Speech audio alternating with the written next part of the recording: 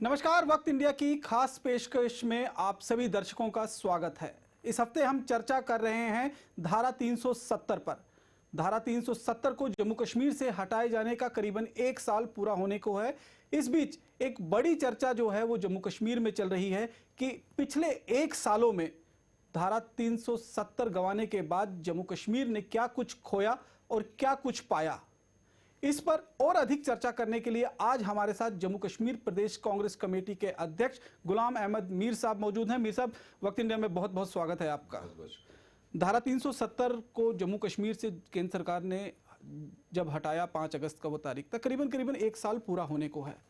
एक मंथन अगर हम देखें जो पॉलिटिकल पार्टीज की भी तरफ से हो रहा है, जम्मू के सामाजिक संगठनों की तरफ से भी हो रहा है और आम लोगों आम शहरियों की तरफ से भी हो रहा है कि पिछले 1 सालों में बिना धारा 370 के जम्मू कश्मीर ने क्या कुछ खोया और क्या कुछ पाया, आपकी नज़र से हम जानना चाहते हैं। देखिए, सवाल खाली 370 का नहीं है। बहुत बड़ा सवाल जो इस वक्त जम्मू कश्मीर के नागरिकों के जहन में है वो ये है कि हमने कौन सा गुनाह किया था, कौन सा पाप किया था कि जो बीजेपी हमारी गर्दन काट गया।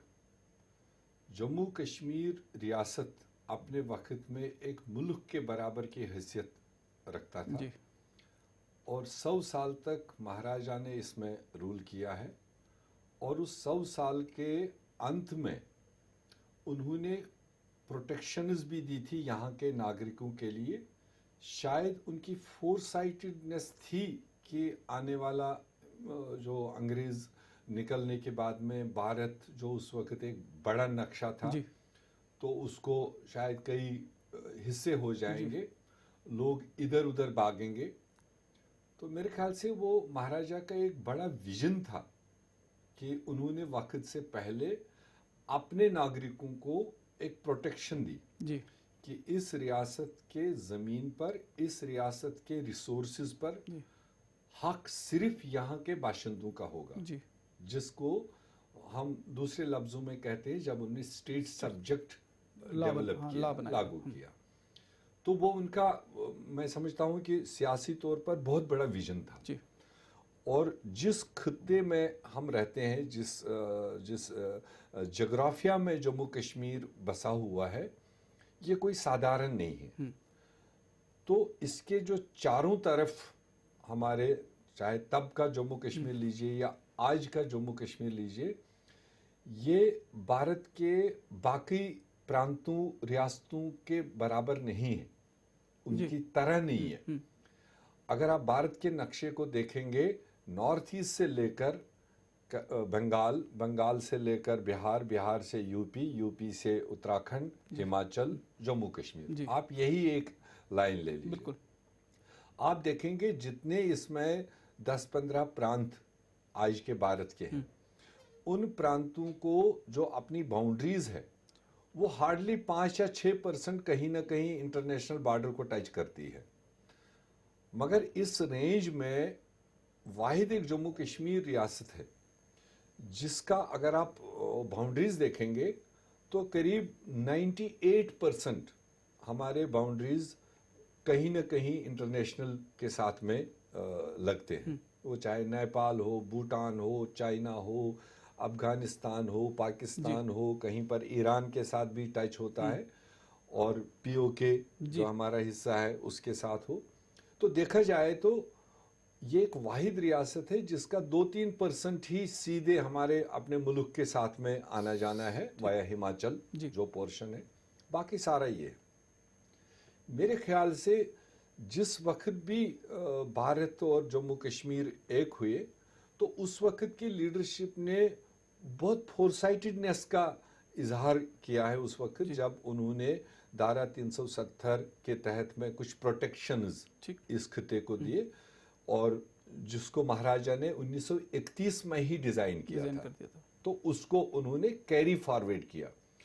ये कोई एहसान उन्होंने नहीं रखा उस वक्त, चाहे मांगने वालों ने या चाहे देने वालों ने जो हमारे पूर्वज रहे, बल्कि उनकी सियासी समझ उससे समझ आती है कि उन्होंने जब कंपैरिजन देखा होगा कि जहां देश को आगे बढ़ाना है, देश में तरक्की होनी है, देश में तालीम आगे बढ़ाना है, तो उन सारी चीज़ों के डिज़ाइन में उन्होंने देखा कि ये जम्मू कश्मीर के लोगों को कुछ एक्स्ट्रा ऑर्डिनरी बर्डन्स हैं जो इन बॉर्डरों की वजह से है। और दूसरा रीज़न जो हमारी टोपोग्राफी है, क्योंकि हम ज़्यादातर 70% पहाड़ों में रहने वाले लोग हैं, जहाँ फसल नहीं है, जहाँ व्यापार नहीं है, जहाँ कोई फैक्ट्री नहीं है, जहाँ कोई ज़रिए रोज़गार डायरेक्टली नहीं है। तो इसलिए उन्होंने न सिर्फ इस खित्ते को उस वक्त अपना समझा, बल्कि इसमें बसने वाले लोगों को भी अपना समझते हुए उन्होंने कुछ प्रोटेक्शंस दी थी, जिसको आज आप 370 कह रहे हैं, कि ताकि यहाँ के लोग भी देश के बाकी रियासतों के लोगों के बराबर उठ खड़े हो। वो चाहे तालीम के मामले में हो, आईएएस और सिविल सर्विसेज में आगे बढ़ने की बात हो, तो कुछ इस पसमानदा तबके को कुछ एक्स्ट्रा ऑर्डिनरी हमने प्रोटेक्शन देनी है ताकि यहाँ का बच्चा कंपेयर करे। चाहे व्यापार का मामला हो, उसमें इनको बूस्ट मिले, चाहे तरक्की का मामला हो, उसमें इनको बूस्ट मिले। उस नज़रिए से ये चीज़ हमारे पास आया हुआ था, जो आते आते अब बचा था सिर्फ दो चीज़ों को लेकर। जब हम स्टेट और उसके दिए हुए तहफ़्फ़ुज़ की बात कर रहे हैं, उसमें दो चीज़ थी। एक तो हमें अभी भी अपने लैंड राइट्स थे यहाँ के मुस्तकिल बाशिंदों को, दूसरे जॉब राइट्स थे। जो भी हमारे पास साधन पैदा होते थे, उसमें से जो सरकारों में गैर सरकारी सेक्टर में जो जॉब्स क्रिएट होती थी, क्योंकि यहाँ के लोगों को और सारे साधन नहीं थे, तो पढ़े लिखे लोगों को यहाँ पर प्रायोरिटी रहती थी कि भाई अपनी रियासत में पैदा हुई जॉब को आप हासिल कर सकें। अब अगर आप पहली बात कहेंगे कि आपने एक साल में खोया क्या, स्टेट को तो डाउनग्रेड किया ही, मतलब डाउनग्रेड किया, ये समझ लो आप कि इस स्टेट के नक्शे को तहस नहस किया, मतलब जख्मी कर दिया। सिर का जो ताज था उस ताज को ही वो तो तोड़ दिया, जबकि इसकी कोई मिसाल पूरे दुनिया में कहीं नहीं मिल रही थी। मिसालें थी कि कहीं पर कोई पसमानदा जिला है, उसको तरक्की के लिहाज से आगे लाना है, तो उसको कहीं ना कहीं सेंट्रल यूनियन टेरिटरी डिफाइन करके सोचता था कि इसमें हम डायरेक्ट भी मदद कर सके और इनको थोड़ा बूस्ट करें। तो डिस्ट्रिक्ट्स जब यूटी बनती थी, तो यूटी बनने के बाद थोड़ा बूस्ट होने के बाद वो स्टेटों की भी मांग करते थे। अब हम बालिग हो गए, हम तरक्की कर गए, अब हमें स्टेट दे दो, ऊपर की तरफ हम उठते थे। ऊपर की तरफ। तो ये तो पहली और शायद आखिरी ये मिसाल होगी कि एक बने बनाए एक वक्त के मुल्क को, और अब 70 साल से एक एस्टैब्लिश्ड स्टेट को, और एक स्टेट ही नहीं था बल्कि ये हमारे मुल्क का एक मॉडल था। शायद इस तरह की मिक्स आबादी हमारे हिंदुस्तान के किसी और रियासत में नहीं मिलेगी, कि जहां आप हिंदू भी, मुसलमान भी, सिख भी, ईसाई भी, बौद्ध भी, मैं मोटे तौर पर 5, बाद में फिर और सारे बहुत सारे हमारे यहाँ पर कल्चरली लैंग्वेजेस है, पहनावे हैं, कल्चर्स हैं, खान पान है, वो सब कुछ इसमें था। तो एक किस्म से ये मिनी इंडिया दर्शाता था। तो इस मिनी इंडिया के इस कंपोजिट कल्चर वाली रियासत को आपने जिस तरह से टुकड़ों में बांटा, उसको पीस मील्स में कर दिया, तो ये शायद जम्मू कश्मीर का अवाम आने वाले 100 साल तक भी माफ नहीं करेगा। जिस तरीके से गैर जमहूरी और गैर आईनी तरीके से आपने बिना लोगों को कंसल्ट किए, बिना यहाँ के नुमाइंदों को कंसल्ट किए, आपने यूनिलेटरल डिसीजन लिया और अपना मुद्दा आपने पूरा कर दिया। वो मुद्दा कब बनाया था आपने, क्यों बनाया था, क्या एलर्जी थी आपको जम्मू कश्मीर के साथ या जम्मू कश्मीर के लोगों के साथ या दिए हुए तहफ़्फ़ुज़ के साथ, कौन सी एलर्जी थी जो आपने मैनिफेस्टो में डाला और अब आपको ताकत मिला तो आपने तोड़ फोड़ दिया। आपने कोई दिमाग, मैं कह सकता हूँ कोई दिमाग अप्लाई नहीं किया, इसके रिपरकशंस को, इसके दूर नताइज को आपने असेस नहीं किया और आपने तोड़ दिया। आज के दिन पर स्टेट का सदमा, सबसे बड़ा सदमा, वो चाहे किसी रंग नस्ल का आप आदमी उठाइए जम्मू कश्मीर में, उसको ये स्टेट की गर्दन काटने का ज़बरदस्त सदमा है। नंबर 2, जो मैंने कहा 370 का बड़ा मकसद हम लोगों के लिए था कि हमारी ज़मीन हमारे लिए प्रोटेक्टेड थी, हमारी जॉब्स हमारे लिए रिजर्व थी, वो भी आपने ले लिए। अगर आप इन दो चीज़ों को लेकर जम्मू कश्मीर में जनमत कराएं, तो मुझे लगता है कि 99% कुछ अंधभक्त होंगे जो समझते हुए भी कहेंगे कि नहीं ठीक हुआ, अदरवाइज न्यूट्रल तरीके से 90, कोई सियासत की बात नहीं उसमें, कोई कांग्रेस या कोई दूसरी पार्टी की बात नहीं। जिन लोगों ने कल बीजेपी को वोट देकर 25 सीटों तक पहुंचा दिया, ऑल टाइम हाई, जिन लोगों ने बीजेपी को 2-2 लोकसभा एमपी यहां से दिए, 2 राज्यसभा भी है, तो उन वोट डालने वाले लोगों को अगर आप पूछेंगे, वो भी इन 2 चीजों के खिलाफ आपको मिलेंगे कि ये हमारे साथ इंसाफ नहीं हुआ। सर, अब मैं अगर बीजेपी की बात कहूं तो बीजेपी के कुछ लोगों से जो मेरी बातचीत हुई, उन्होंने कहा कि देखिए, हम डे फर्स्ट से, जब से हमारे पार्टी का संविधान बना, तब से हम धारा 370 को लेकर पूरी तरह से क्लियर थे। हमारे हर मैनिफेस्टो में धारा 370 का जिक्र होता था कि जब हम पावर में आएंगे तो इसे हटाएंगे। जब हम पावर में आए, हमने मौका देखा, इसे हटा दिया। इसमें ना तो किसी तरह का कोई छल था, ना ही किसी तरह का कोई विश्वासघात की बात थी। दूसरी तरफ उनका कहना है कि धारा 370 की वजह से ही जम्मू कश्मीर में अलगाववाद और आतंकवाद को बढ़ावा मिला और कहीं ना कहीं राजनीतिक शरण जो है ऐसे लोगों को मिलती थी। इसे क्रश करने के लिए इस धारा को हटाना बहुत जरूरी था। फिर 2 चीज उस पर कायम रहे, अब वो धारा 370 हटा दिया। जो अब मैंने कहा, कुल मिलाकर अब उसमें 2 चीजें मोटी तौर पर हमें नजर आ रही थी जम्मू कश्मीर के अवाम को, land rights and job rights. फिर उसमें उनके रिथिंकिंग्स क्यों हो रही है? अगर उनका ये मैनिफेस्टो था, पहले मैनिफेस्टो 40 साल पहले उन्हें बनाया था, किन लोगों ने बनाया था, वो उनका काम जी। मैंने पहले ही कहा कि दिमाग अप्लाई नहीं किया था, रिपरकशन उसको नज़र में नहीं रखा था, और ये नाराज़गी उनको शायद समझ में ही नहीं थी जो इस वक्त जम्मू कश्मीर के लोगों में, खासकर नौजवानों में नाराज़गी है, जो आने वाला फ्यूचर है। तो फिर उसको वो रोज़ कहते हैं ज़मीन बचाएंगे, नौकरी बचाएंगे, डोमिसाइल भी देंगे, मगर नौकरी भी बचाएंगे। इस कश्मकश में क्यों है फिर वो? अगर उनने हटा दिया, ये उनका अल्टीमेट एम था, तो फिर वो रिवर्स डिसीजंस, रिवर्स थिंकिंग्स क्यों कर रहे हैं बीच बीच में? कंफ्यूज क्यों किया जम्मू कश्मीर के लोगों को? इस वक्त जम्मू कश्मीर का 1.25 करोड़ आबादी कंप्लीट कंफ्यूजन का शिकार है, जो बीजेपी ने क्रिएट किया। स्टेट लिया और दूसरी तरफ से कह रहे हैं कि आओ हमसे मांगो, स्टेट भी देंगे। तो लिया क्यों? किसने जोर दिया था कि आप स्टेट लो, यूटी बनाओ? और हमने कहा कि जिस रास्ते से आपने स्टेट लिया, अगर अब आपको समझ आ गया 365 दिन में ही कि हमने गलत किया, जिस रास्ते से लिया उस रास्ते से बाइज्जत, डिग्निटी और ऑनर के साथ वापस दे दो। आप इंतजार मत करो पहले लोग सड़कों पर निकले, वो सड़कों पर निकलने वाला जमाना निकल गया। अब आपको खुद समझना है कि मैंने सही किया है तो सही पर रहो, अगर आपने गलत किया है, महसूस हुआ है, तो फिर उस रास्ते को वापस अडॉप्ट करो जिस रास्ते से आपने लिया है। और रही बात उनकी मैनिफेस्टो, वो कह रहे हैं कि हमने लिख लिया था, तो कोई मजहबी किताब तो थी नहीं कि जिसमें हम अमेंड नहीं कर सकते थे। मौके के साथ साथ सियासत भी बदलती है, हालात भी बदलते हैं, सोच भी बदलते हैं।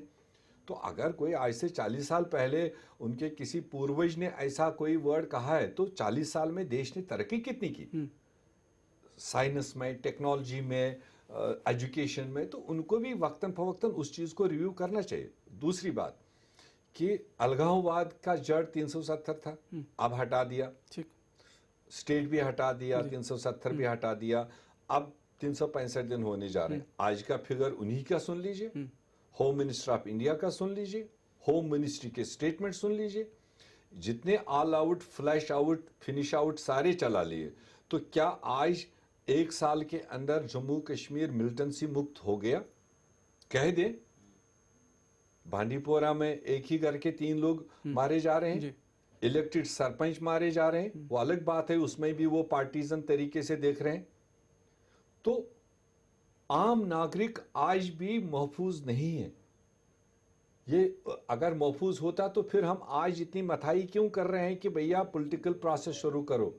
हालात होते, हालात उनने दिए होते उस तरह के, तो पॉलिटिकल प्रोसेस तो चल ही रहा था। लेकिन सर, कहीं ना कहीं अगर पिछले 1 साल की ही बात करें तो करीबन इसी जनवरी से जून महीने के बीच में 150 के करीब आतंकवादी जो हैं वो मार गिराए गए हैं। और उनका कहना है कि जब यहाँ पर स्टेट थी और पुलिस और जो यहाँ के गृह कानून था वो स्टेट के पास हुआ करता था, तब एक अलगाववाद का प्रेशर उस सरकार पर रहता था, और जब भी कोई आतंकवादी घटना होती थी या उन पर कोई कार्रवाई होती थी और आतंकवादी मारे जाते थे तो पैरेलली सुरक्षा बल के जवानों पर भी एफआईआर लगाई जाती थी। वहां से मोरल डाउन होता था। वो उनका सोचना है, ऐसा नहीं है। जम्मू कश्मीर में या देश में ऐसी कोई सरकार हमारे नॉलेज में नहीं बनी होगी कि जो मिलिटेंसी को या अलगाववाद को बूस्ट दिया हो, समझते हुए बूस्ट किया। फर्क इतनी है कि अलग अलग सरकारों ने अलग अलग तरीके रियासत में अमन बहाली के लिए उन्होंने जमहूरी तरीके भी साइड में चला लिए, और जहां पर एंटी नेशनल एलिमेंट्स या मिलिटेंसी को डील करने की बात थी उसको फर्स्ट न्यूज हेडलाइन नहीं बनाया। उन्होंने फर्स्ट न्यूज यहाँ की सियाहत को, यहाँ के एम्प्लॉयमेंट को, यहाँ की डेवलपमेंट को, यहाँ की तरक्की को, यहाँ के तामीरात को रखा, और साथ साथ में वो चीज़ भी डील करते रहे।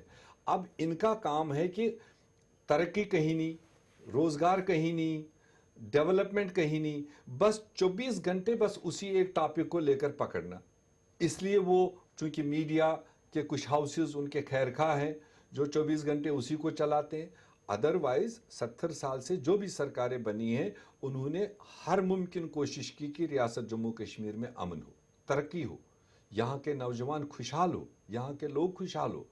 ऐसा कोई हुक्मरान नहीं बना होगा मेरे समझ में कि जो जानबूझकर कुर्सी पर भी बैठा हो और साथ में अलगाववाद भी आपने चला तरक्की की बात की, विकास की बात की। उनका कहना है कि जब चाहे पीडीपी यहाँ पावर में रही हो या फिर नेशनल कॉन्फ्रेंस या कांग्रेस पार्टी जो है पावर में रही हो, विकास का 98 पैसा जो है उस परिवार के जेब में चला जाता था जो यहाँ पर सत्ता में काबिज रहा करते थे। ग्राउंड लेवल पर लोगों को कुछ नहीं मिल पाता था। और अब जब से धारा 370 हटाई गई है, उनका कहना है कि विकास की एक बयार जो है वो चली है। तो लोग उसके गवाह हैं। हम और आप टीवी स्टेडियम में डिबेट करें उसका, तो उसका कोई ज़्यादा माने नहीं है।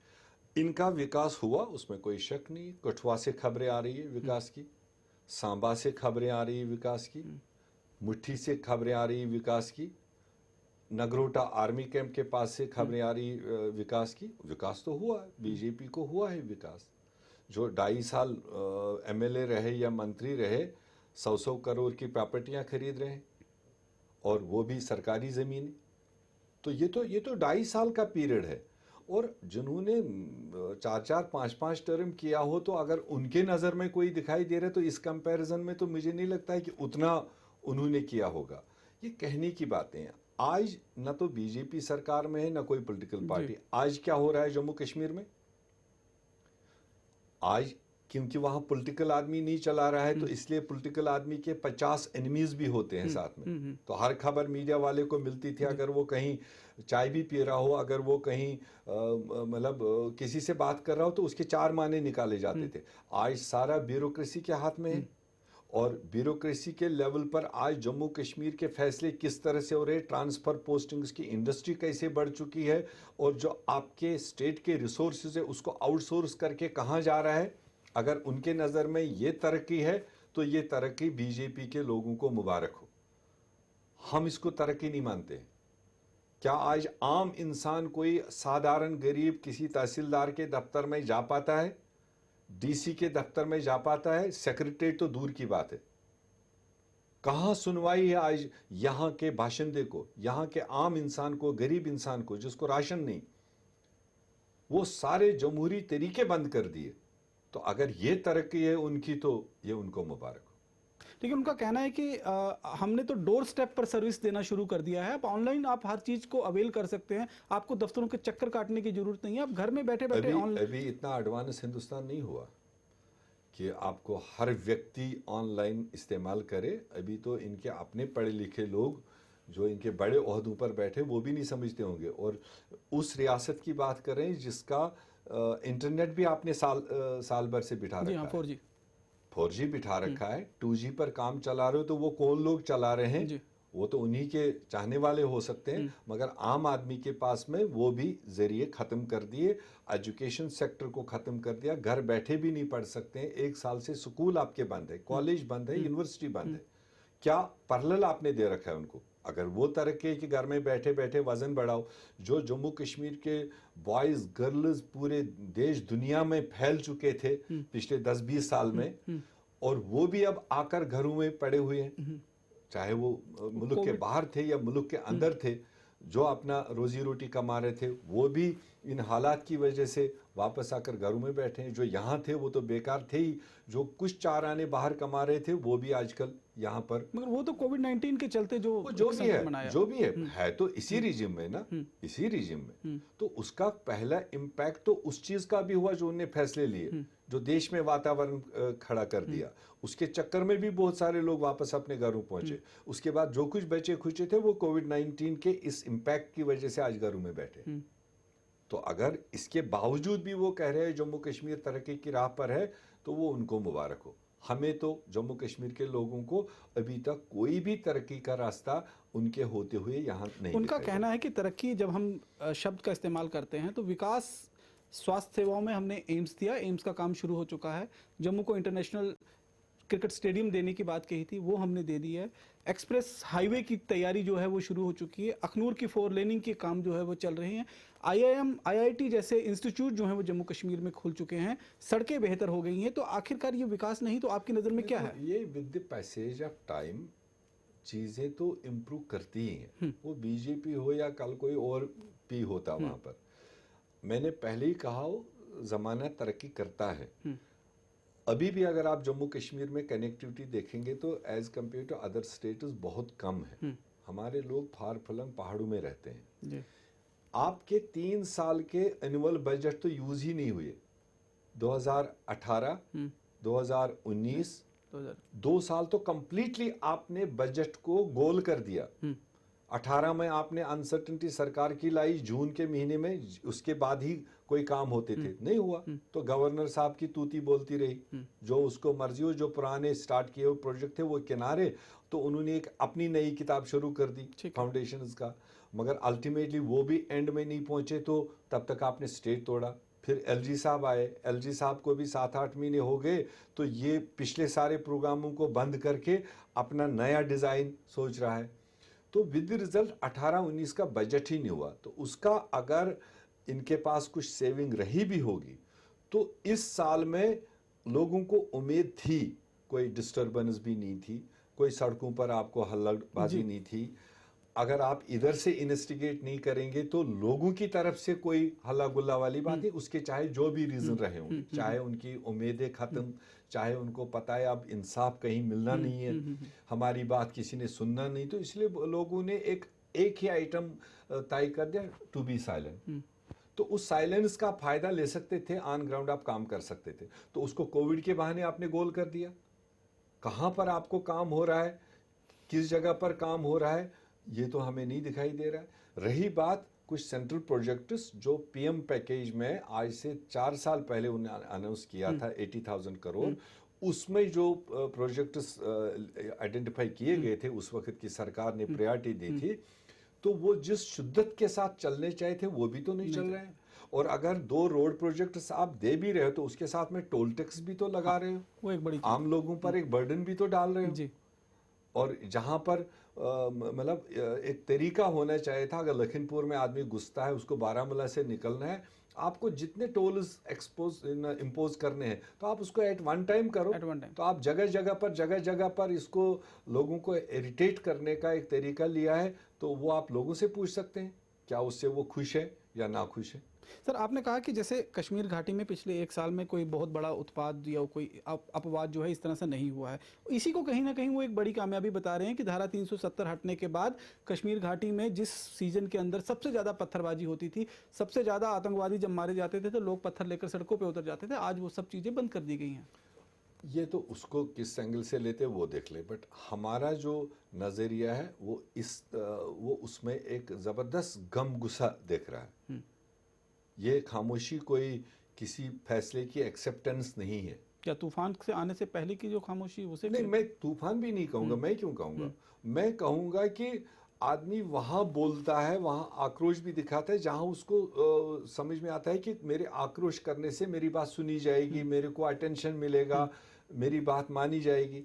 तो जब वो सारे उम्मीदें खत्म है, एक डेड बॉडी की तरह इस वक्त जम्मू कश्मीर है, जहां जम्मू कश्मीर के लोगों को पता है कि हमने कहने या न कहने से कोई फर्क नहीं, तो बेहतर है टू बी साइलेंट।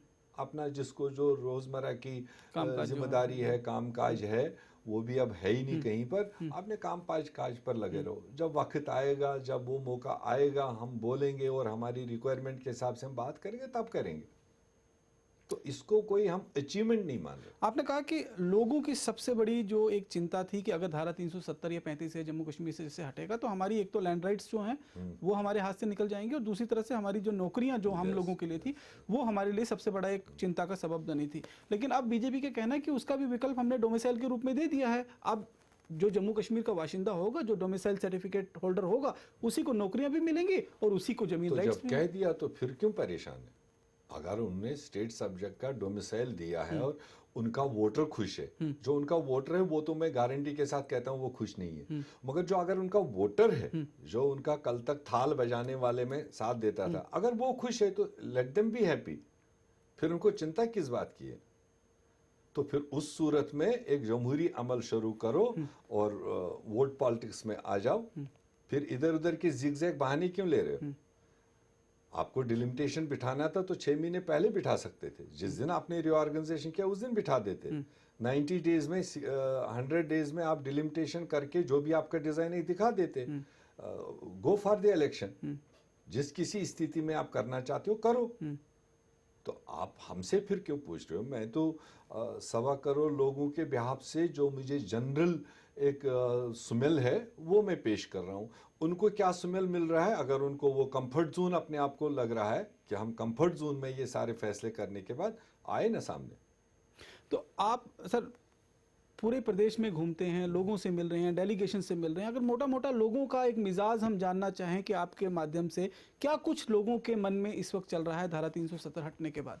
मैं कह रहा हूँ 4 बार तो मैं कह चुका हूँ, जबरदस्त गम गुस्सा है। अक्सर ये बात रिलेट करते हैं खाली कश्मीर के साथ।